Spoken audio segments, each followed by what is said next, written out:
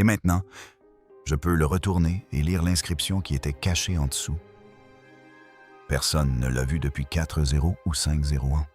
Oui, la seule personne à l'avoir vue auparavant est celle qui l'a écrite. Et si tout ce qu'on nous a appris sur l'essor de la civilisation humaine était faux, il y a 6-0 ans, une mystérieuse culture de l'Irak antique semble avoir franchi des millénaires de progrès en une nuit. Références astronomiques, lune, étoiles, symboles divers, dont certains pourraient être représentés par une montre-bracelet. Une technologie utilisée il y a 6-0 ans. Maintenant, grâce à l'IA, leur tablette oubliée depuis longtemps révèle quelque chose d'encore plus incroyable. As-tu vu les nouveaux scans où ils ont trouvé de nouveaux pétéroglyphes? Ouais. Mec, il va y en avoir tellement d'autres qui vont être découverts. Les gens vont pouvoir... C'est quoi tout ça? Des références au cycle cosmique, aux technologies de pointe et au code génétique. Et quand vous découvrirez ce que l'IA vient de révéler dans sa dernière traduction, vous serez stupéfait. L'étrange civilisation. Et si l'histoire de la civilisation humaine n'avait pas commencé comme on le croit, il y a 6-0 ans, dans une région située entre deux grands fleuves, un événement se produisit qui continue de fasciner les historiens. Dans l'Irak actuel, au confluent du Tigre et de l'Euphrate, une civilisation surgit soudainement, presque du jour au lendemain. Ses habitants se nommaient eux-mêmes les Sumériens. Or, il est important de noter que cette civilisation ne s'est pas développée progressivement à partir de la chasse et de la cueillette. D'autres cultures ont mis des milliers d'années à élaborer l'écriture, les lois et l'astronomie. Mais en Sumer, tout sembla exploser d'un coup. Les villages se transformèrent en vastes cités-États, Eridu, Uruk, Ur. Et au cœur de tout cela, la boue. Mais pas n'importe quelle boue. Les Sumériens y virent un potentiel que nul autre ne percevait. Ils la transformèrent en briques, construisirent des villes entières avec. Ils la façonnèrent en récipients, en jetons d'échange.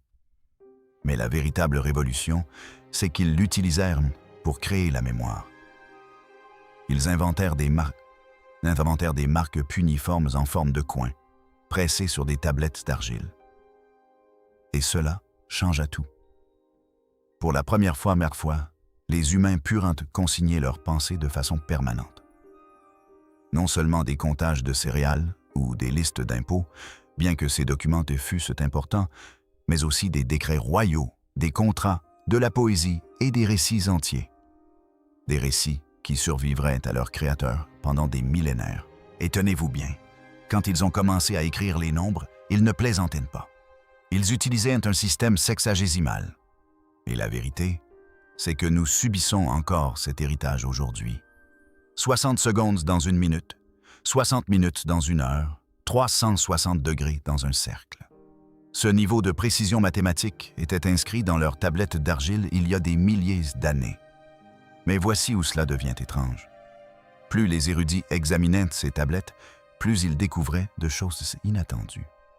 Parmi les registres de cargaison d'orge et les recettes de bière, se trouvaient des références à la médecine rituelle, d'étranges notes astronomiques et même des bribes de connaissances qui semblaient bien en avance sur leur temps.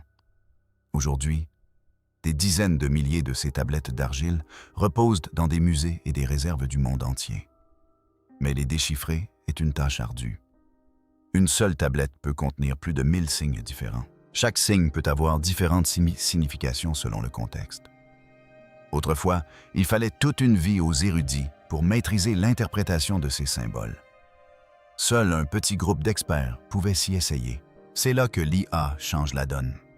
À Munich, des chercheurs ont commencé à utiliser l'apprentissage automatique pour reconstituer numériquement des tablettes brisées.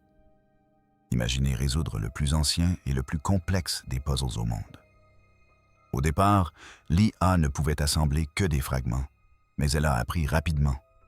Très vite, elle a pu reconnaître des schémas d'écriture, isoler des textes et même déchiffrer des écrits de différents scribes et styles, s'étalant sur plusieurs siècles. En 2023, des équipes de l'Université de Tel Aviv et de l'Université d'Ariel avaient mis au point une IA capable de traduire l'akkadien.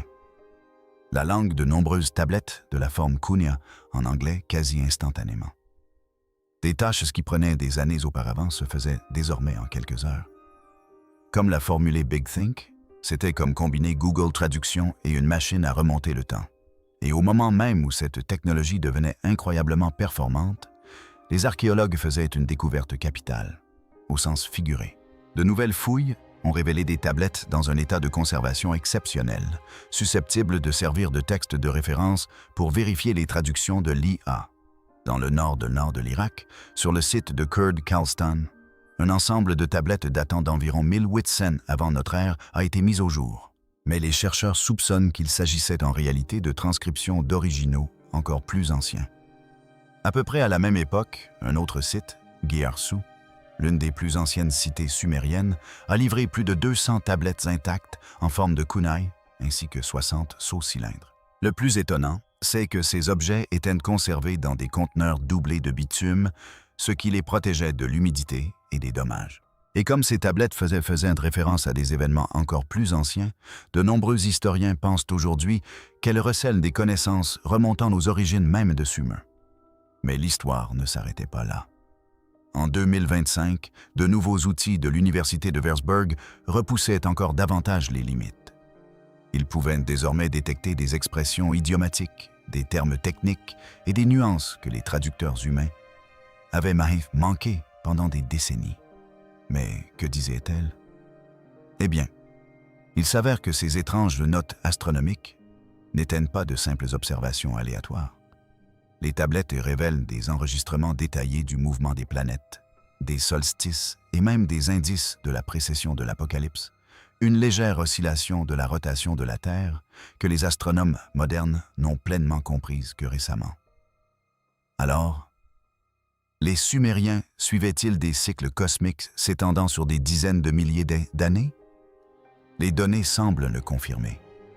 Mais les découvertes ne s'arrêtaient pas aux étoiles. Les révélations continuaient d'affluer.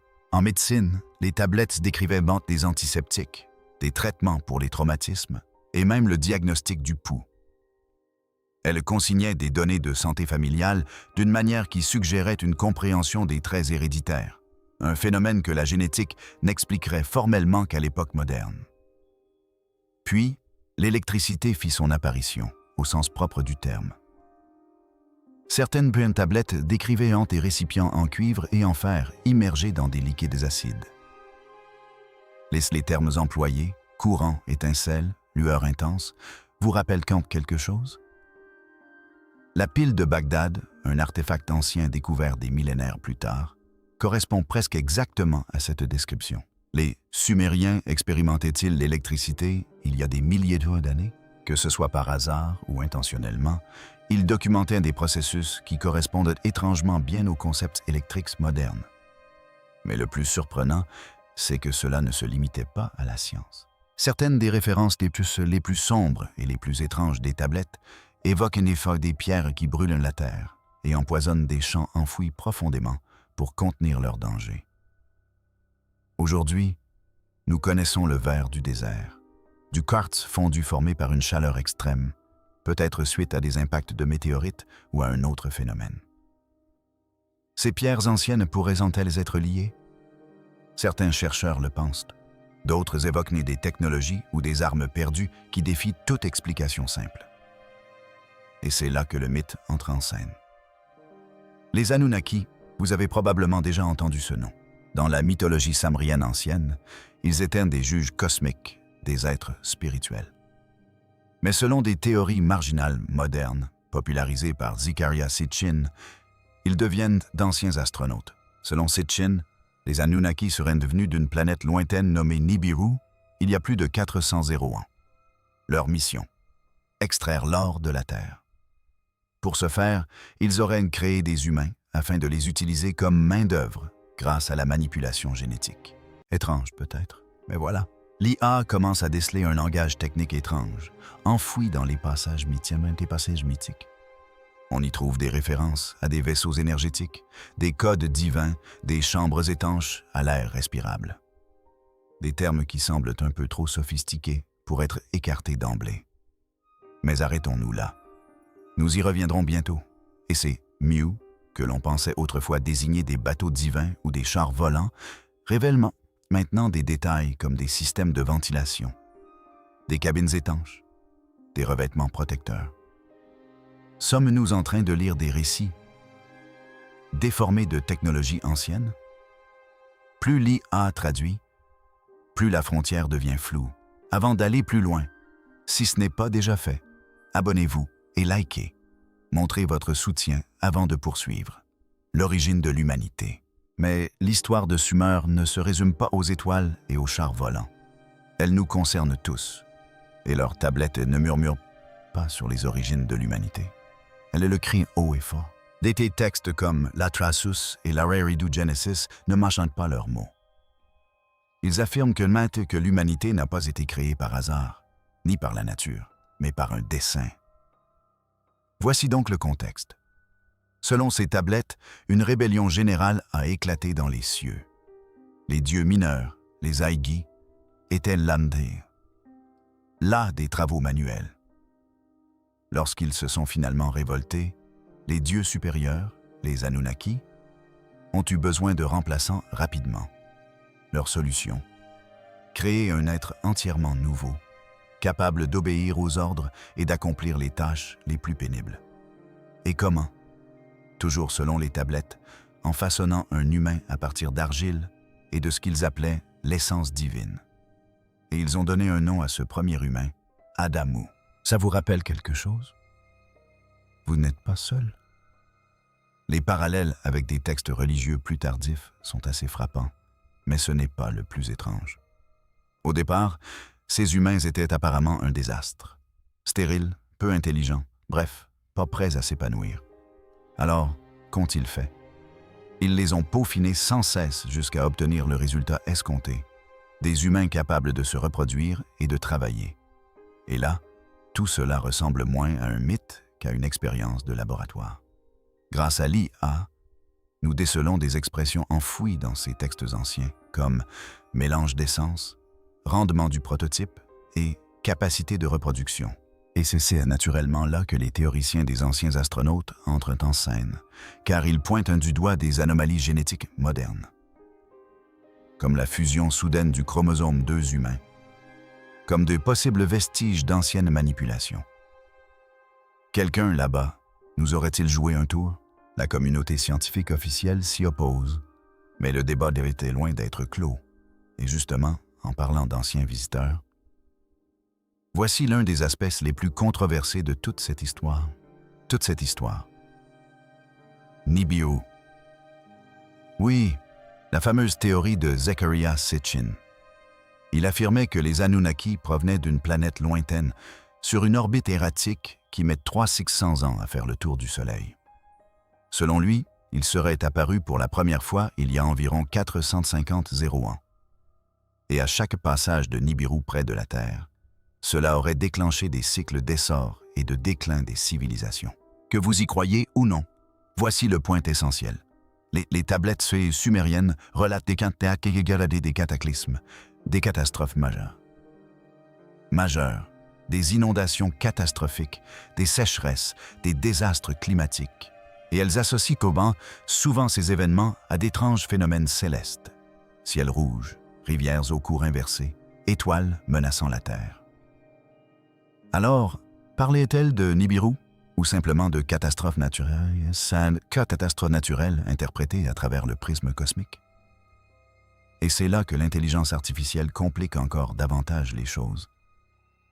Car elle révèle que nombre de ces anciennes tablettes ne se contentent pas de raconter des histoires extraordinaires. Elles ressemblent à de véritables guides de survie. Mais laissons cela de côté un instant, car un autre aspect de l'histoire demeure tout aussi étrange à ce jour. La liste royale samrienne. Leur liste royale, ce document ancien recensant les souverains et la durée de leur règne, ne commence pas par des rois occupant le trône pendant 40 ans avant de se retirer. Non, le premier roi, Alulim, aurait régné 800 ans. Le suivant, Dumuzi, 3601. Passons maintenant au roi suivant. Ils ont régné pendant des durées plus raisonnables, des centaines d'années au lieu de milliers. Mais même cela n'est pas tout à fait normal. Les érudits reconnus affirment bien sûr qu'il s'agit de chiffres symboliques, censés représenter l'autorité divine. Vous savez, notre roi était si grand qu'il a régné quasiment éternellement. Mais d'autres pensent qu'il y en même pense qu'il se passait quelque chose de complètement différent. Et c'est là que les choses se compliquent. Ces rois auraient-ils pu être des hybrides? Mi-humains, mi-autre chose? Plus précisément, des Anunnaki. Alors, jetons un coup d'œil à l'archéologie. Il y a ce tombeau de la reine Puabi, datant d'environ 2600 avant Jésus-Christ. Et lorsqu'ils l'ont ouvert, ils ont trouvé un crâne qui ne correspondait pas à ce à quoi on s'attendrait. Non, ce n'était pas une déformation crânienne comme celle qu'on observe dans certaines cultures anciennes, où l'on bande la tête pour lui donner une certaine apparence. Ce crâne était naturellement allongé, ce qui est inhabituel. Et à proximité, des restes squelettiques mesurant plus de 2 mètres, ce qui est extrêmement rare chez les Samriens. Même aujourd'hui, c'est rare. Alors, était-ce de simples anomalies génétiques ou des traces physiques de quelque chose de plus profond? Et c'est là que les textes anciens deviennent encore plus étranges. Les Sumériens étaient obsédés par la pureté du sang. Ils évoquent sans cesse la descendance d'Anu. Et il ne s'agissait pas seulement de poésie. Ces peuples pratiquaient des mariages dynastiques, des rituels stricts et des lois, tous conçus pour préserver une lignée très spécifique. Et ce phénomène n'était pas propre aux Sumériens. Cette idée se retrouve partout dans le monde antique. Les pharaons égyptiens se disaient descendants des dieux. Les souverains incas affirmaient être issus du soleil. Même les Dalai Lama tibétains sont considérés comme des réincarnations d'êtres divins. Mais les Sumériens furent peut-être les premiers à consigner ces idées par écrit. Et c'est là que les choses se compliquent. La langue sumérienne regorge de mots polysémiques, comme le mot « moi ». Il peut désigner un décret divin, un concept culturel, voire un objet physique.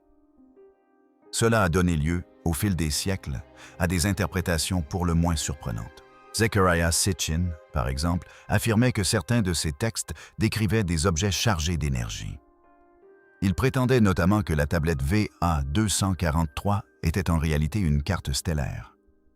Or, cette affirmation a été démentie. Il s'avère qu'il s'agit simplement d'une dédicace et non d'une carte astronomique. L'étrange avertissement, mais les Samriens ne nous ont pas seulement légué de beaux mythes et des tablettes d'argile sur les dieux et les rois. Ils nous ont laissé des avertissements, et des avertissements sérieux. On pourrait croire qu'ils parlaient d'un grand déluge ou d'une catastrophe majeure. Mais il n'en est rien. Les Sumériens parlaient de cycles, de schémas, d'âges entiers de prospérité suivis de déclin, et ce, de manière récurrente. Tout cela est inscrit dans leurs archives stellaires. Et c'est là que ça devient étrange. L'intelligence artificielle établit désormais un lien entre ces schémas ancestraux et des catastrophes climatiques bien réelles que nous connaissons déjà. Prenons par exemple la sécheresse de 4 kiloans, l'effondrement total des civilisations, ou encore la chute brutale de l'Empire akkadien, les famines et les migrations massives. Nous avons des preuves scientifiques de ces événements, mais dans les tablettes, ils sont décrits d'une manière totalement différente. Un ciel rouge, un soleil noir, des étoiles qui scrutent la Terre, des rivières qui changent littéralement de cours. Longtemps, les érudits ont balayé ces phénomènes d'un revers de main, les qualifiant de poésie. Vous savez, des peuples anciens cherchant à dramatiser les catastrophes naturelles. Mais aujourd'hui, l'intelligence artificielle les identifie comme des descriptions de possibles événements célestes réels, ce qui soulève une question de taille. Les Sumériens voyaient-ils là-haut quelque chose que nous avons oublié sur Terre? Et comme si cela ne suffisait pas, les Sumériens avaient leur propre Ligue des dieux. La Ligue des dieux. Et je ne parle pas des Anunnaki cette fois-ci. Ce n'est que la partie émergée de l'iceberg. Une fois qu'on creuse un peu, on découvre un panthéon qui pourrait rivaliser avec n'importe quel univers de fantaisie moderne. Ils avaient des dieux pour les tempêtes, la guérison, la lune, les scribes et même des vents spécifiques. Et ce ne sont que ceux que nous connaissons. Alors, commençons par le grand Enlil. Ce n'était pas qu'un simple dieu du vent, il a littéralement séparé le ciel de la terre. C'est ainsi que commence son mythe. Et tenez-vous bien, Enlil était si sacré que même les autres dieux n'osaient pas le regarder en face. Il régnait depuis un immense temple appelé Ekur à Nippur et contrôlait absolument tout, de l'agriculture à la royauté, jusqu'aux lois de l'existence elle-même. On parle ici d'un pouvoir exécutif céleste. Enki, le dieu de la ruse, était l'incarnation même de l'eau douce, de la sagesse et de la création. Un ingénieur cosmique hors pair, l'idéal à avoir de son côté. Selon sa légende, il vainquit son propre père, façonna le monde, et aurait conféré aux humains le pouvoir de l'intellect et de la magie. En somme, l'inventeur de génie de l'Antiquité. Détail amusant, sa sœur, Gatumdé, était une déesse de la guérison et de la fertilité. Un nom peu connu aujourd'hui, certes, mais à l'époque, elle était invoquée lors des accouchements et des rituels de bien-être. Une force bienveillante souvent éclipsée par des mythes plus flamboyants. Puis, les choses se corsent. Voici Inanna, plus tard connue sous le nom d'Ishtar. Cette déesse incarnait l'amour, la guerre, le pouvoir politique et une ambition débridée. Son symbole était une étoile à 8 branches et ses mythes des plus extravagants. Une légende raconte qu'elle descendit aux enfers pour s'emparer du domaine de sa sœur. Elle y trouva la mort, pendue à un clou, et ne dut son salut qu'au prix de la vie de son époux. Certains érudits pensent que ce récit était une manière primitive d'expliquer le cycle des saisons, la mort et l'hiver, la renaissance et le printemps. Mais l'histoire ne s'arrête pas là. Utu, aussi appelé Shamash, était le dieu soleil, né de Nana et Ningal. Il n'était pas seulement synonyme de lumière. Il incarnait la justice et la loi, illuminant littéralement la vérité lors de ses voyages quotidiens à travers le ciel. Sa sœur, Nana, la déesse lune, était si vénérée qu'elle fut l'une des premières auteurs connues de l'histoire. Edwana était une grande prêtresse de son culte. La première auteure nommée dans l'histoire écrite était une femme composant des hymnes à une déesse lune. C'est tout simplement incroyable.